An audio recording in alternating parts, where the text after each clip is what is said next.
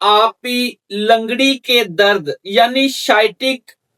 Pen की वजह से परेशान हैं और सालों से आप अद्वियात इस्तेमाल कर रहे हैं, कोई फायदा नहीं हो रहा, तो आज मैं आपको बताऊंगा एक बड़ी होम्योपैथिक मेडिसिन जो लंगड़ी का दर्द है ना, साइटिक नर्व दब जाती है, उसको निकालने की सलाहियत रखती है और मुश्किल तौर पर आपके जो लंगड़ी के दर्द को खत्म करने की सलाहियत रखती है। दोस्तों साथियों, लंगड़ी के दर्द साइटिक नर्व के दबने की बहुत सारी वजूहात हैं और बहुत सारी अलामत आती हैं। अगर आप इसे मुश्किल तौर पर खत्म करना चाहते हैं तो होम्योपैथिक मेडिसिन वेलरियाना की सही पोटेंसी का इंतखाब करके, इसके अलावा भी बेतहाशा मेडिसिन हैं। मसलन अगर मरीज को यह कहता है कि मुझे जो लंगड़ी का दर्द है,